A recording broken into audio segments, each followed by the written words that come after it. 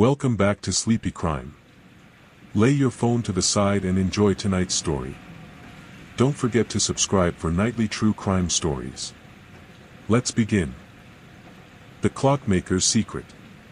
In the small coastal town of Wellsmere, where sea mist lingered long after dawn and gulls called mournfully above the harbor, Elias Wren lived a life marked by quiet rhythm. His home and shop, a narrow stone building whose windows caught the fading light like trapped fireflies, sat on the edge of the old square. Ivy crept steadily up the weathered walls, clawing toward the gray sky, while the cobblestones beneath his feet seemed worn smooth by centuries of footsteps. Elias was the last clockmaker in Wellsmere, a relic himself, as much as his ticking creations. His hands, though gnarled with age, worked with a delicate precision few understood. The townsfolk would often speak in hushed tones about how Elias seemed to live somewhere between the seconds and minutes, as if time itself whispered secrets only he could hear. The clock shop was a sanctuary of calm. When the bell over the door jingled softly, visitors were greeted not by a word, but by the gentle chorus of countless clocks, grandfathers standing tall like sentinels, mantel clocks resting in stately silence, pocket watches hanging on velvet-lined cases, all counting down the steady march of moments. The air smelled faintly of oiled brass and old wood, a scent that seemed to bind the past and present in one quiet breath. One late October morning, as orange and scarlet leaves danced on the cobblestones outside, something was wrong. Mrs. Daltrey, the baker whose fragrant bread filled the air each morning, glanced across the square on her way to open shop. Elias's door was firmly shut. The sign that usually read "Open" was flipped to "Closed." The blinds were drawn tightly. A hush had settled over the building. At first, the townsfolk thought little of it. Elias had always been eccentric, prone to disappearing for days without explanation. Perhaps he was visiting a distant relative or seeking a rare part for a clock repair. But as hours passed and the sun began to dip, there was no sign of movement. By the end of the week, unease crept into Wellsmere's streets like fog rolling in from the sea. Whispers grew louder. "Have you seen Elias? He never misses a day," some said. "His clocks, they've stopped chiming, haven't they?" others murmured. Mrs. Daltrey's worry finally overcame her caution. She crossed the square and, with trembling fingers, called the local constable. Officer Lyle Peake was a young man, new to Wellsmere and eager to prove himself. He arrived on a drizzly afternoon, the cobblestones slick beneath his boots. He knocked on the locked door and found no answer. Peering through the dusty window, he felt a chill. Every clock, from the tiny silver ones perched on shelves to the towering grandfather clocks, had stopped. And they all pointed to the exact same time, 3:17 a.m. "Strange," Peake muttered, brushing away a layer of grime to see more clearly. Inside, the shop appeared untouched. Tools lay neatly on the workbench, the usual clutter of gears and springs suspended mid-task. No sign of forced entry. No disturbance. No Elias. The silence was oppressive. Peake stepped back, his mind racing. Where had Elias gone? And why had time itself seemingly frozen inside his sanctuary? That was the beginning of a mystery that would haunt Wellsmere, one whispered over dinners, recounted in the pub's smoky corners, and passed down like a ghost story for generations to. The rain had softened to a drizzle when Officer Peake called in backup. Within hours, the small square was buzzing with unfamiliar faces, detectives, forensic specialists, and curious townsfolk who pressed against the yellow tape that now cordoned off Elias's shop. Peake stood just outside the door, rubbing his chin thoughtfully. The detectives moved with practiced efficiency, dusting for prints, photographing every clock face frozen at 3:17 a.m. and questioning neighbors who might have seen or heard something unusual. "I still don't get it," Peake said to Detective Sergeant Mara Finch, a sharp-eyed woman with a no-nonsense attitude who had been assigned to the case from the county seat. "No sign of forced entry, no disturbance. It's like Elias just vanished." Finch nodded slowly, her eyes scanning the shop's window as the clouds hung heavy overhead. And the clocks all stopped at the same time. That can't be a coincidence. Could it be mechanical? Like a power surge, or maybe he stopped them intentionally. Finch shook her head. I've never seen anything like it. It's almost as if time froze in this room. Peake shivered, glancing down at his watch. It was almost exactly 3:17 p.m. The detective's gaze shifted to the back of the shop where a narrow door led to Elias's workshop and living quarters. They had yet to gain access, and a locksmith was on his way. Meanwhile, the townsfolk gathered nearby. Mrs. Daltrey wiped her hands on her apron nervously, whispering to Mr. Halloway, the postman. Poor Elias. Who'd want to harm him? He's done nothing but keep time and live quietly. Maybe it's not harm, Mr. Halloway replied quietly. Maybe he's hiding. Or running. As the locksmith worked, Peake wandered down the narrow alley behind the shop, hoping for some clue. Near the edge of the harbor, something caught his eye, a small brass key lying half buried in the wet leaves. He picked it up carefully. The key was old but intricately made, with a tiny engraving, a clock hand pointing exactly at 3:17. Peake's heart pounded. Back inside, the locksmith finally clicked the door open. The air smelled faintly of oil and wood shavings, but it also carried an odd chill. The living quarters were sparse, a bed neatly made, a small table with a half-finished cup of tea, and shelves lined with clock parts. But on the desk lay an open notebook, its pages filled with sketches of clock mechanisms and strange symbols that seemed more like a code than any blueprint. Peake and Finch exchanged a glance. This was no ordinary disappearance. And Elias Wren's secret was deeper than they could have imagined. The night had settled thick over Wellsmere by the time the locksmith's door gave way, revealing the shadowed workshop where Elias once toiled.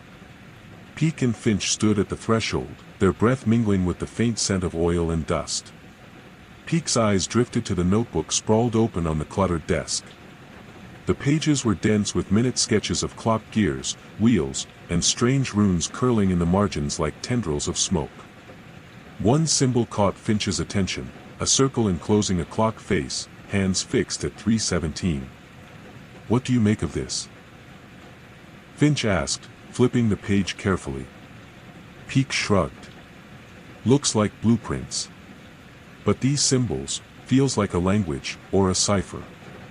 Finch traced her finger over the drawings. Or a warning. Suddenly, a creak echoed from the hallway behind them. Both officers spun around, hands moving instinctively to their holsters. But the corridor was empty, save for the slow drip of water from a leaky pipe. Probably just the old building settling, Peake muttered, trying to calm his racing heart. Finch wasn't convinced. Outside, the harbor whispered with the rhythm of the tides. Fishermen returned with creaking boats, their faces etched with weariness, their eyes curious but cautious. Peake stepped outside to speak with Old Man Karen, a weather-beaten sailor known for his tales of the sea. You seen Elias lately, Karen? Peake asked. The old man squinted toward the shop. Nay. Haven't seen him since the leaves started falling. Heard strange noises sometimes, clock chimes at odd hours. But then, silence. Clock chimes at odd hours. Finch repeated, joining them. Karen nodded slowly. Aye. Like the clocks weren't keeping normal time. Felt wrong. Back at the station, Peake and Finch pored over the notebook under dim lights. The more they studied, the more they realized Elias was not just repairing clocks, he was obsessed with time itself, and perhaps something beyond. Just then, a text message beeped on Peake's phone. It was from Mrs. Daltrey. Officer, I found this tucked inside a loaf of bread Elias left at the bakery before he disappeared. Thought you should have it. Attached was a small, folded note, yellowed with age. Peake unfolded it carefully. Time does not move in straight lines. Beware the turning hands. Finch's eyes narrowed. This is no ordinary clockmaker's disappearance. Elias was chasing something dangerous. Peake looked toward the harbor again. The tide was high, the moon hidden behind thick clouds, and the town of Wellsmere held its breath. The note lingered heavy in the air between Peake and Finch, its cryptic warning stirring unease deeper than either had anticipated. The turning hands, Finch murmured, what could Elias have meant by that? Peake glanced at the array of stopped clocks, all frozen at 3:17. Maybe it's more than just a time. Maybe it's a moment he couldn't escape. That night, unable to shake the feeling that the answers lay within the very heart of Elias's work, Peake returned alone to the shop. The streets were empty, save for the distant bark of a dog and the restless lapping of waves against the harbor's edge. Inside, the darkness wrapped around the clocks like a heavy blanket. Peake flicked on his flashlight, its beam cutting through the shadows to reveal shelves lined with cogs, springs, and unfinished pieces. His gaze settled on a peculiar object resting on the workbench, a small, ornate pocket watch unlike any Peake had ever seen. Its case was engraved with the same strange symbols from the notebook. He reached out hesitantly, fingers trembling as he flipped it open. The watch face was unlike any other, with 12 numbers replaced by unfamiliar glyphs. The hands pointed firmly at 3:17. Suddenly, the shop's silence shattered, a faint but deliberate ticking began to fill the air, slow and measured. Peake's heart quickened. He stepped back as the ticking grew louder, syncing with the rhythmic drip of water from the leaky pipe. But as the seconds ticked on, the clocks around him remained still. Then, a whisper, barely audible, seemed to drift from the pocket watch itself. Turn the hands.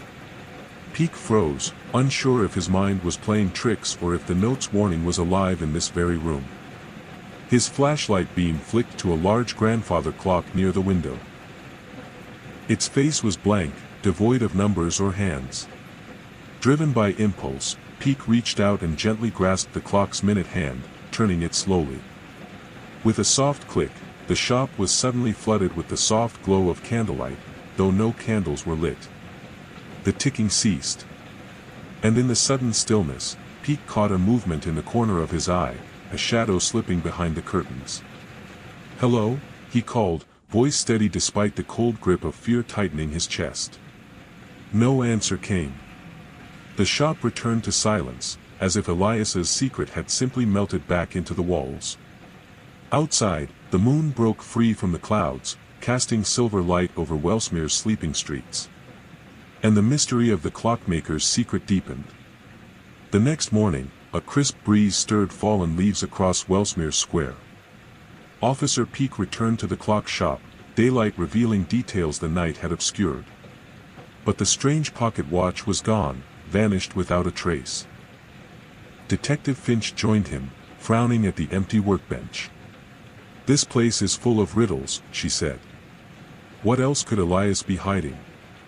Before Peake could answer, a shadow moved in the doorway. A man stepped inside, tall and thin, his clothes neat but old-fashioned. His eyes, sharp, calculating, rested briefly on the clocks, then on the officers. "I'm Dr. Silas Morrow," he said quietly. "A scholar of temporal mechanics and, I might add, an old acquaintance of Mr. Wren." Peake's eyebrows rose. "You knew Elias?" Morrow nodded. "We corresponded years ago about unconventional theories. It seems he was onto something much larger than clockmaking." Finch exchanged a look with Peake. "Like what?" Morrow's gaze darkened. "Time is not simply measured by gears and springs. It can be bent, fractured. Elias was trying to find a way to control it." Peake swallowed. "And now he's gone." "Exactly." Morrow stepped closer, voice dropping. "And whoever, or whatever, is behind his disappearance is desperate to keep that secret." A cold shiver ran down Peake's spine. The quiet town of Wellsmere, with its sleepy harbor and ivy-clad walls, was hiding a storm. And at the heart of it all was a clockmaker's secret, one that might unravel the very fabric of time itself. Dr. Silas Morrow's arrival stirred the quiet town like a sudden gust in a still room. Officer Peake and Detective Finch exchanged uncertain glances, unsure whether to trust this stranger or keep him at arm's length. But the depth in Morrow's voice, the weight behind his words, compelled them to listen. "We need to find where Elias was working last," Morrow said, eyes scanning the clock shop. If he was chasing such radical ideas, he wouldn't keep all his secrets in plain sight. Finch pulled out her phone and tapped rapidly. "I'll get a warrant to search his home thoroughly. Peake, see if you can find any of his correspondences, letters, journals, anything that could give us a lead." Outside, the town went about its day, but an undercurrent of tension rippled beneath the surface. Later that afternoon, Peake combed through Elias's modest home, a few streets over. Dust motes hung in the sunlight filtering through curtains, settling on stacks of yellowed papers and old photographs. Among the clutter, he found a hidden drawer in the desk, locked tight. Remembering the strange brass key he had found near the harbor, Peake pulled it from his pocket and slid it into the lock. With a soft click, the drawer opened, revealing a folded map and a worn leather-bound journal. The map showed a detailed layout of Wellsmere, but with a curious mark, a small X near the edge of the cliffs, just beyond the old lighthouse ruins. Peake flipped through the journal. Elias's neat script described experiments with clock mechanisms but soon drifted into cryptic passages about folds in time and the turning of the eternal hands. That night, under a silver moon, Peake, Finch, and Morrow stood at the cliff's edge, the wind tugging at their coats. The ruins of the lighthouse loomed, silent and weathered. "There," Morrow said, pointing to a narrow trapdoor concealed beneath a pile of stones. Together, they pried it open, revealing a steep staircase spiraling into darkness. With only their flashlights piercing the black, they descended, into the hidden workshop where Elias had vanished. Inside, the air was cool and smelled faintly of oil and sea salt. Against one wall stood a massive clockwork contraption, unlike anything Peake had ever seen, gears turning slowly despite no visible power source, its hands fixed at 3:17. And then, from the shadows, a faint ticking began once more. The slow ticking echoed through the cavernous chamber, each measured beat reverberating off the stone walls like a pulse in the dark. Peake swallowed hard, shining his flashlight over the enormous clockwork contraption that dominated the room. It was a bewildering maze of interlocking gears, pulleys, and shimmering metal plates, all centered around a clock face frozen at 3:17. Detective Finch stepped closer, eyes wide. "It's alive, somehow." Dr. Morrow nodded solemnly. "This is what Elias was building. A machine designed to manipulate time itself." Peake's gaze shifted to the control panel, a delicate arrangement of dials and levers with strange symbols matching those in Elias's notebook. One lever was pulled halfway down, as if left in a moment of pause. "Do you think he activated it?" Peake asked. "Perhaps," Morrow replied. "And that activation may have caused his disappearance." Finch's voice was tight with unease. "If that's true, what do we do now? Could we be next?" The room seemed to hum, the gears slowly rotating, and then suddenly, a sharp click. The machine jolted, casting spinning shadows on the walls. The hands on the clock face moved backwards, reversing time in silent, mechanical grace. Peake stepped back, heart pounding. "We need to stop it." Morrow quickly reached for a large brass key hanging nearby, the key Peake had found by the harbor. "This locks the mechanism, but it must be turned carefully. Otherwise..." The air grew thick with tension as Peake handed the key to Morrow. With deliberate care, Morrow inserted it into the central gear and began to turn. The ticking slowed, the gears ground to a halt, and finally the room fell into an eerie stillness. Silence. Breathing heavily, Peake looked around. "Where is Elias?" Before Morrow could answer, a faint whisper drifted from the shadows, a voice both distant and near. "Time is not lost, only hidden." The three men froze. A figure stepped forward from the darkness. Elias Wren. Pale but alive, eyes shimmering with the weight of countless moments spent beyond the clock's reach. "I've been waiting," he said softly. "And the secret, it's only just beginning." Elias Wren's eyes reflected the dim light of the workshop as he stepped fully into view. His face was thinner, and a shadow of exhaustion clung to him, but there was an unmistakable fire in his gaze, the fire of a man who had seen far beyond the limits of ordinary time. "Where have you been?" Peek asked, voice thick with disbelief. Elias smiled faintly. "Not where, but when." Morrow stepped closer, voice steady but full of wonder. "You've been inside the machine?" Elias nodded. "Time is not a river flowing in one direction. It's a labyrinth. That night, when the clock stopped, I was pulled through a fold, trapped between moments." Finch exchanged a glance with Peek. "And what brought you back?" Elias's fingers trembled slightly as he reached for the notebook still open on the desk. "I found a way to navigate the folds, but the machine requires constant balance. If it moves too far, time fractures. I barely escaped." Peek frowned. "Is this why the clocks all stopped at 3:17? Because that was the moment you were taken?" "Exactly." Elias's voice dropped to a whisper. "That time is a nexus, a fault line in the flow of time itself. Whoever knows how to control it holds immense power." Morrow's eyes darkened.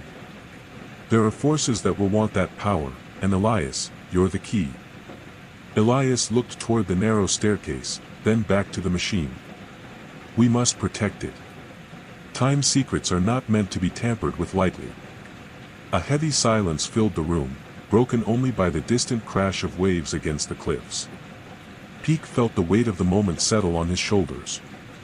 The peaceful town of Wellsmere had just become the front line in a battle far beyond any clocks ticking. The stillness of the hidden workshop was shattered by a sudden sharp knock echoing through the stairwell. Peek, Finch, and Morrow exchanged tense glances. Elias's eyes narrowed with a mix of dread and resolve. "Someone knows," he said quietly. "And they're coming." Peek moved cautiously toward the heavy wooden door, flashlight sweeping the dim hallway beyond. Who could it be at this hour? Finch's hand hovered near her holster. "We need to prepare, this secret isn't safe anymore." Outside, the wind picked up, carrying with it an ominous chill as shadows lengthened over Wellsmere's cobblestones. Unseen eyes watched the clock shop, waiting. Elias folded his arms. "Time is fragile. If we fail to protect the machine, everything unravels." Morrow stepped beside him. "Then we fight, for the past, the present, and the future." Peek felt the weight of their words as the distant ticking resumed, steady, relentless, and the fate of Wellsmere hung in balance. The knock came again, sharp, deliberate, echoing down the narrow stairwell and rattling the fragile calm inside the hidden workshop. Peek tightened his grip on the flashlight, while Finch moved silently toward the door. "Stay behind me," she whispered. Elias glanced toward the entrance, a flicker of old fear in his eyes. "If it's who I think it is, we have little time." Peek nodded. "On 3. 1, 2. The door swung open suddenly to reveal a tall figure cloaked in a dark coat, face obscured by a wide-brimmed hat. The stranger's eyes gleamed cold in the lantern light. "I've come for the Clockmaker," the visitor said, voice low and smooth like rolling thunder. Finch drew her weapon, but Elias raised a trembling hand. "Wait. Listen to what he wants first." The stranger stepped inside, pulling back the hat to reveal a pale, sharp-featured face etched with a thin scar that ran from temple to jaw. "My name is Lorien Vale," he said, voice steady. "And I represent interests far beyond this town. The machine you guard, it belongs to the world. It must be used." Elias's eyes darkened. "It belongs to no one. It's too dangerous." Vale smiled coldly. "Dangerous? Yes.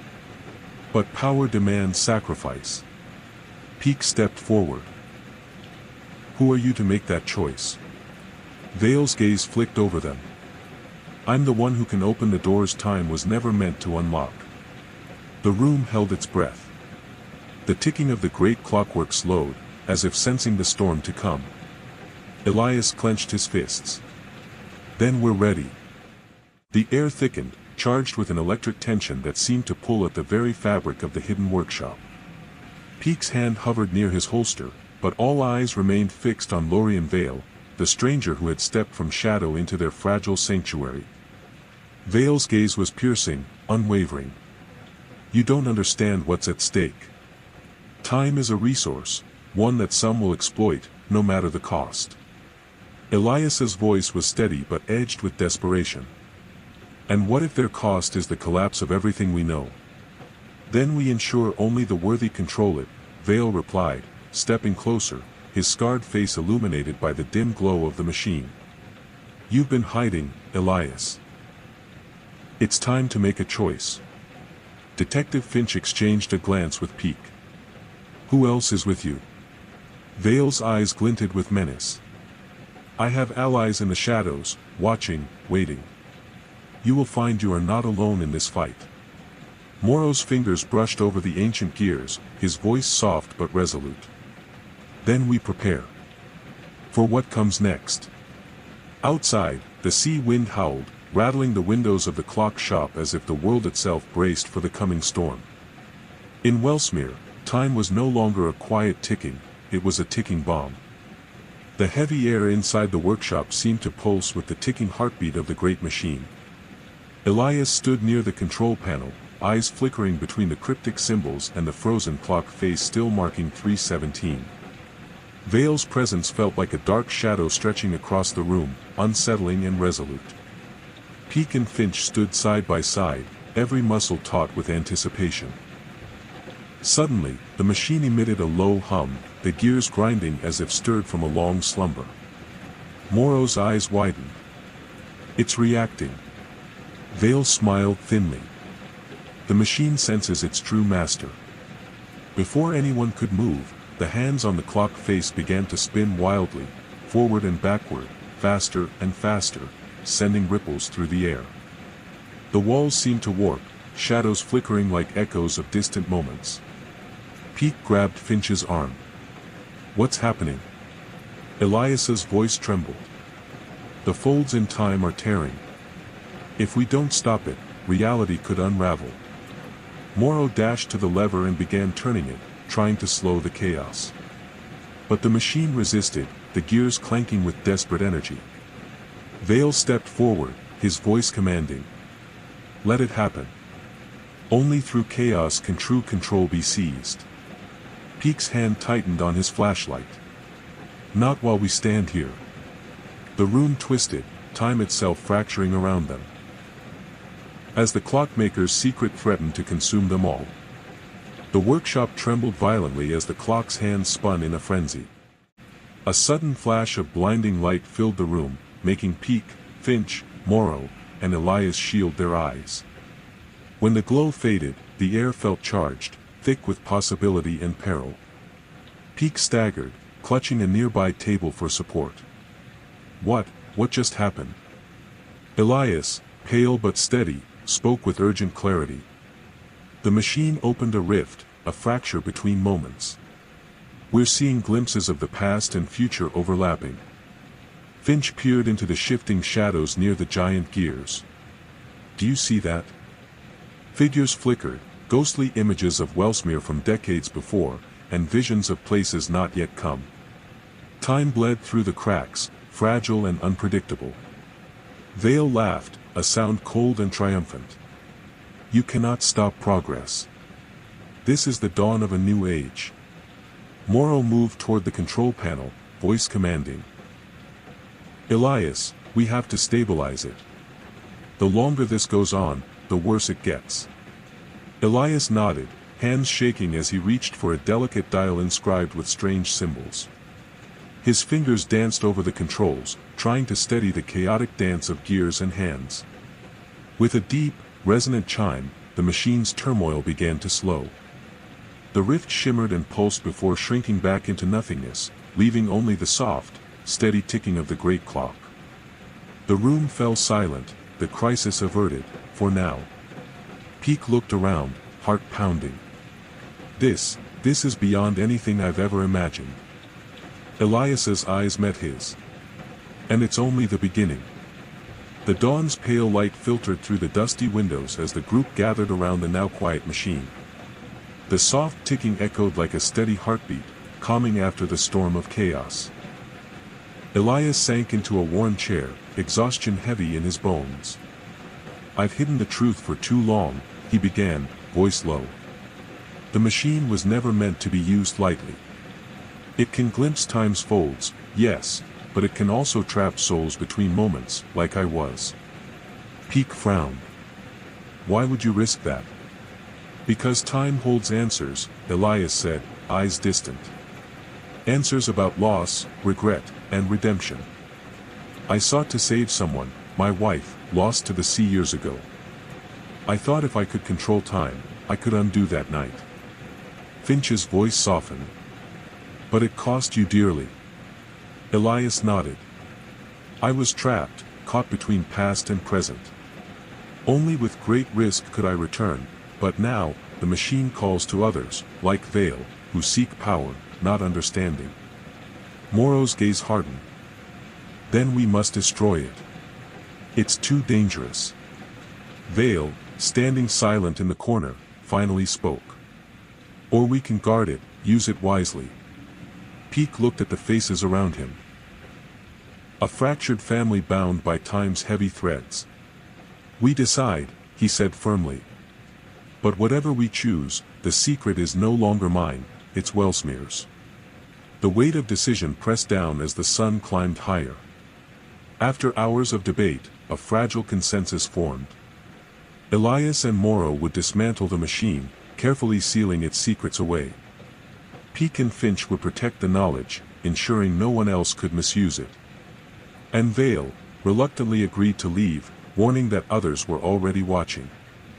Before Vale departed, he paused at the threshold. "Remember, time flows for all, but some try to control the current. Be ready." With that, he vanished into the morning mist. Elias began the delicate process of disassembling the machine, each gear and cog laid to rest in crates marked for secrecy.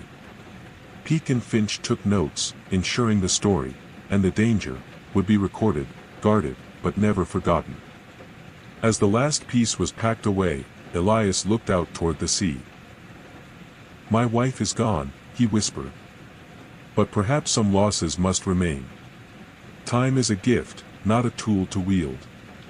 Weeks later, Wellsmere returned to its familiar rhythm. The harbor bustled with fishermen, the bakery's warmth filled the square, and the clocks in Elias's shop once again chimed in harmonious chorus. Elias reopened the shop, quieter now, his pace slower but steady. One afternoon, Peak stopped by. The two men shared a glance, a mutual understanding of secrets kept and burdens shared. As the sun dipped low, the clocks began their gentle ticking, soft, deliberate, unbroken. In Wellsmere, time moved forward once more. But the town would never forget the Clockmaker's secret, a story whispered in the quiet ticking between moments, where past, present, and future meet.